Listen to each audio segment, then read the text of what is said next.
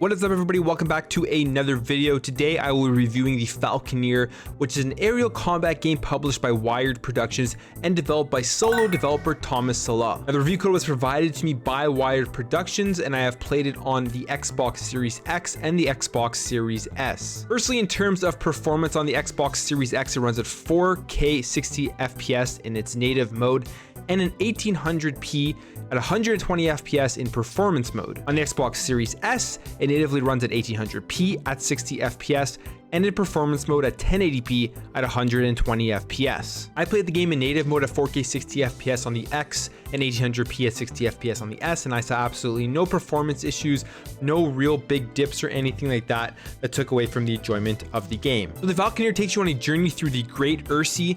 You play as the Falconeer, who rides a warbird, taking part in aerial dogfighting combat as you fight through different factions throughout the sea. The game is split up into 4 chapters that right from the start are unlocked, so you have the choice to play through the game any way you want, starting from any chapter that you want. Each chapter has its own lore and its own story and its own people populating that area of the sea.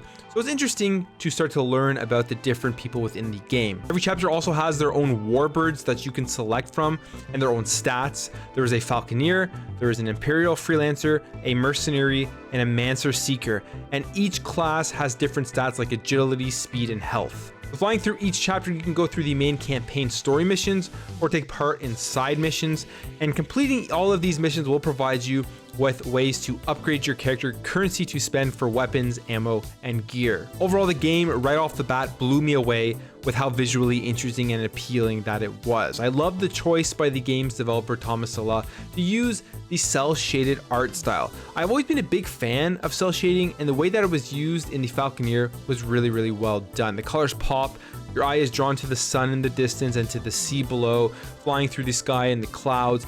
The lightning and the sun setting was always very interesting and always a joy to fly through. Also really enjoyed the ambient sounds and the music in this game, especially when you enter to fight. The song that comes on, it really was fitting for what you were doing within the game, and I think the actual sound design in the Falconeer is really well done. We've been spotted! Incoming pirate warbird!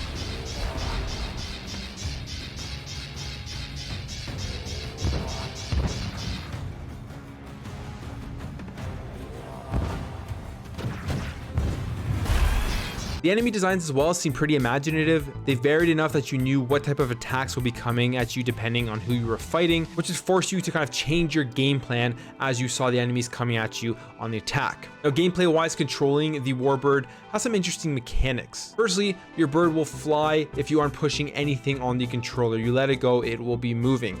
But doing this will also make your bird just flow through the sky and be blown around by the wind and the jet streams. I like that a lot. I feel like it's a realistic element to the game that if you're a bird and you're just out there with your wings out, you're going to be pushed around depending on what's going on in the sky, where the wind is coming from, and I really enjoyed that aspect. You will see your bird veer off in different directions, and then you'll have to really redirect your bird to stay on course.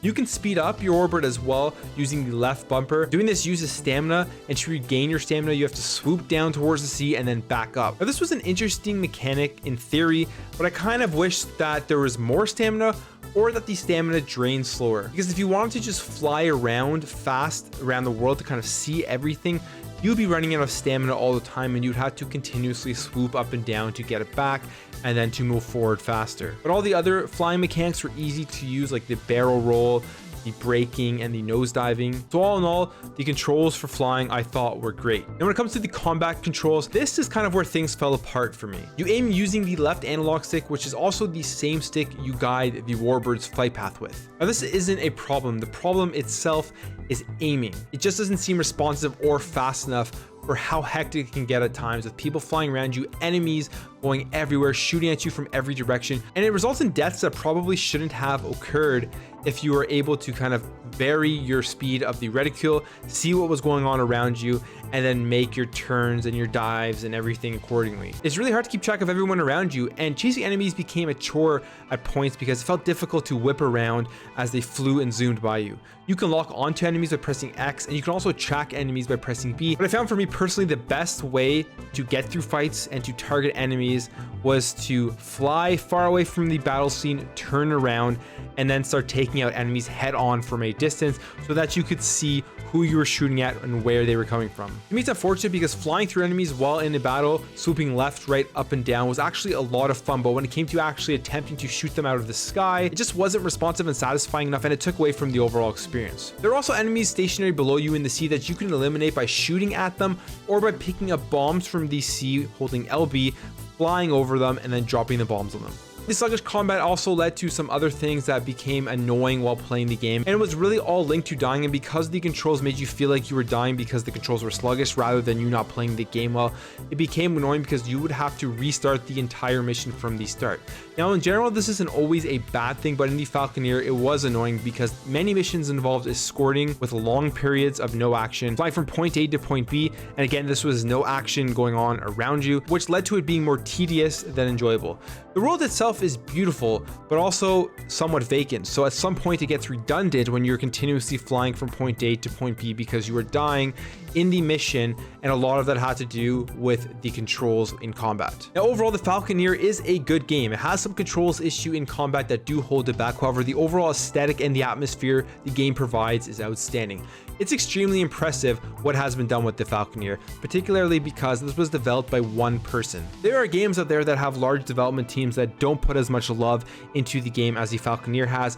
Aesthetically looks amazing. Now because this is a budget titled price game, if you are into aerial combat games, this may interest you, so I would recommend checking it out. I know I talked about the combat controllers being something that is sluggish and kind of holds back the game, but it isn't so bad to the point that you're not going to be able to play through and find some enjoyment out of it. So like I said, if you are into aerial combat games, I think this may be a game for you to try out. If you're not into aerial combat games, but the actual overall aesthetic of the world appeals to you, I would maybe wait until it drops in price and goes on sale. But all in all, this game was made by one person, that one person being Thomas Law, and he should definitely be commended for the amazing aesthetics and atmosphere he created with the Falconeer. Anyways guys, that's it for me. Let me know what you think about this in the comments below. If you enjoyed this video, make sure to hit that thumbs up button. If you disliked it, hit that thumbs down button.